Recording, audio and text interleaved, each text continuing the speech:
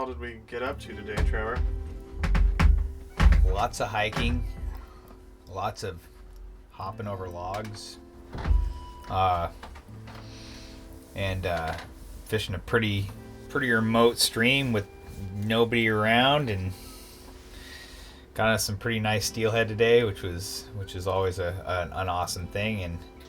And the coolest thing about steelhead and these steelhead is all the steelhead we hooked today were all within a mile of the salt water. And if you're a Natchmas fisherman, you know that should excite you.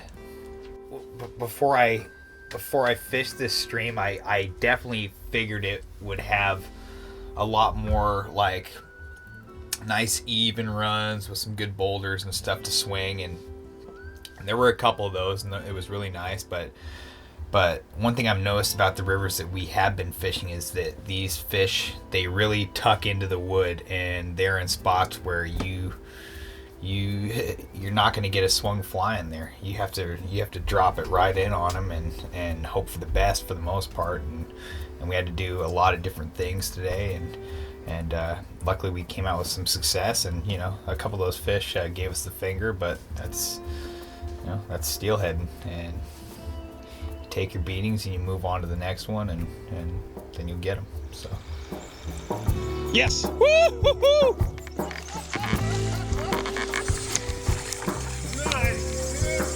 Yeah. What were some of the adjustments we had to make in terms of flies today? Longer leaders, lighter tippet, and throwing nymphs and getting down like now. I mean, there was a couple spots where really standing on logs where you're like trying to pendulum like swing your nymphs in and literally dropping between branches. I mean, I saw Ben do a couple bow and arrow casts today, and that was pretty much the norm with a couple of spots, because it's really tight quarters, and you come with a back cast or anything, you're pretty much going to be frustrated because you're going to be in the Devil's Club, which is that underbrush that makes the frustration come out when it comes to fishing.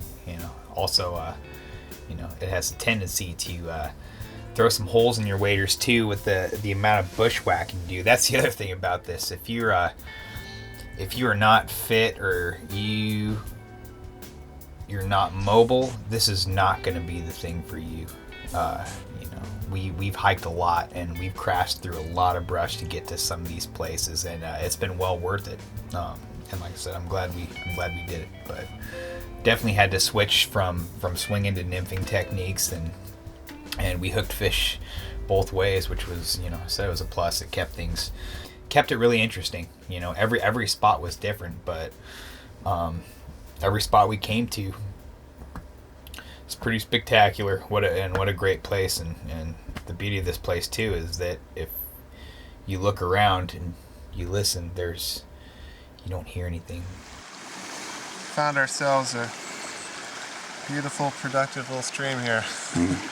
It was like the Olympic Peninsula and the redwoods, had a baby, and except there was no people. It was fantastic. That's all I can say about it. It was just unbelievable. And I'm tired. I'm hungry, thirsty. But yeah, what a great day. See ya.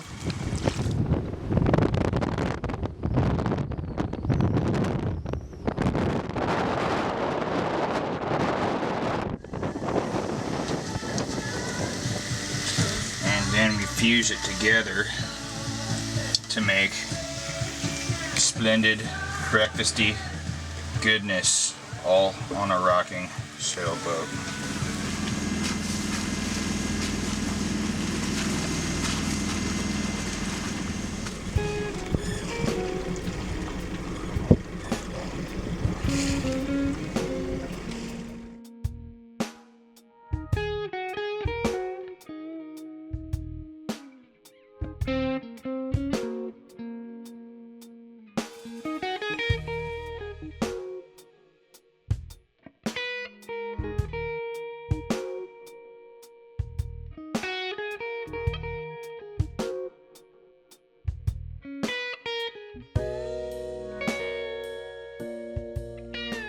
Well, we've had a couple pretty cool days of steelheading, and then, we've also been blessed with this, this fairly long drought of no rain, and in the realm of steelheading in the steelhead world, rain is king.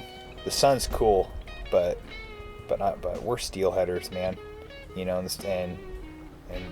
And we gotta have that. We gotta have those clouds. We gotta have some rain, and that water and the constant rainwater mixed in. I think that it just keeps those fish energized, and it keeps them fresh, and it keeps them in the spots where we want to be swinging to them, instead of in the lower water. We found that most of the fish kind of congregated into the slower pools, like the lake sections of water. We found them, but they did not really have much interest in biting, and we got some, but we worked for them, which is okay, but because we're used to working for them, but we're not used to seeing a ton of them and then just getting the finger so much, like we did get a few. We got enough to keep it more than fun. That's a nice freaking steelhead.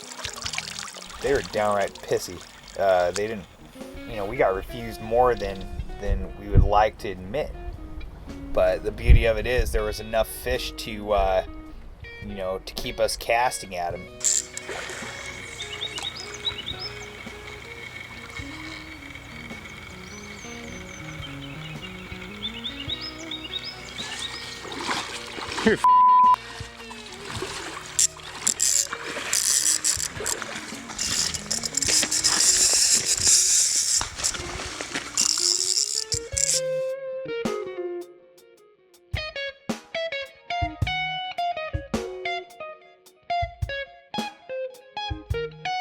And just like, the salmon in Alaska, there's trout right along with them.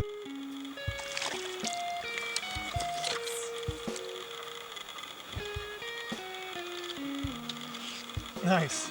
Oh, that's a good fish. It's icing on the cake to steelhead, or these cutties and the dollies and these residential rainbows. I mean, I thought this was going to be a strictly a cutthroat deal, but the rainbows here are absolutely gorgeous, and some trophy sized cutthroat too. I mean, Ben caught a couple that were fantastic. I mean, huge cutthroat. We catch a couple down the coast in Washington that rival that, but these fish were really healthy, really fat, and they have a lot of structure and a lot of great rivers just to sit and be super happy for the most part. So I think they're doing well here.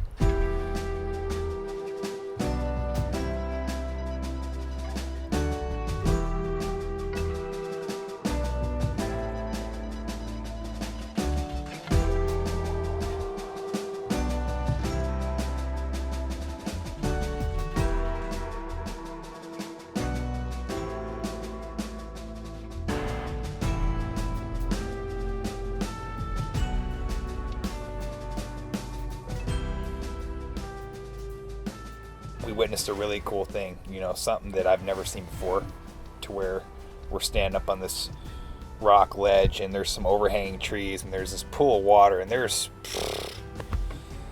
probably 15 steelheads in this piece of water, and the fish have been finicky, and I watched Ben cast out there, and I'm sitting up there, and of course we weren't filming this whole thing like idiots, and fly sinks a little bit, and he starts stripping his fly just a little bit, and of course this fish starts just coming at it like nice and easy, like any trout, and we're both sitting there kind of just in shock that this is actually happening, and we're like, he's gonna eat this fly, and freaking ate it. Came right up to him, goes and sucked it in, and Ben stuck him, and it was brilliant. I mean, Fish camp and ate it like it was a scud at Rocky Ford, man. Of course, none of the other fish ever even sniffed the fly. I mean, that's something that we found that, that was super weird here, is that, when the fish wanted it, they attacked it. When they didn't want it, they wanted nothing of it. I mean, they would part like the Red Sea, But absolutely fantastic experience, and this trip was much needed.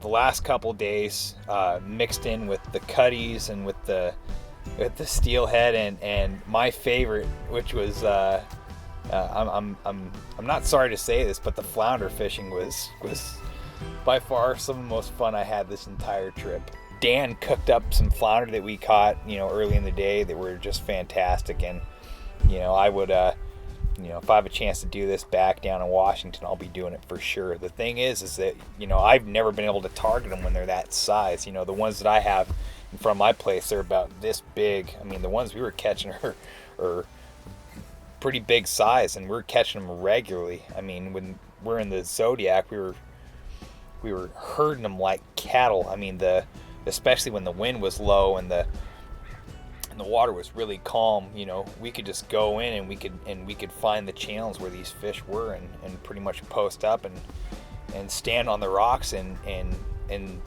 legitimately swing flies to flounder.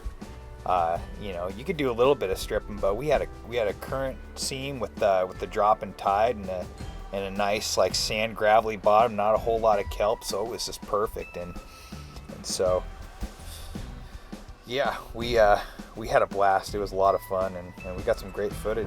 Such a cool fish. Crazy. Yeah, Olympic Peninsula flounder tactics. This came out of the pot this morning. These came out of the ocean yesterday, and it's going in my mouth tonight. Fantastic.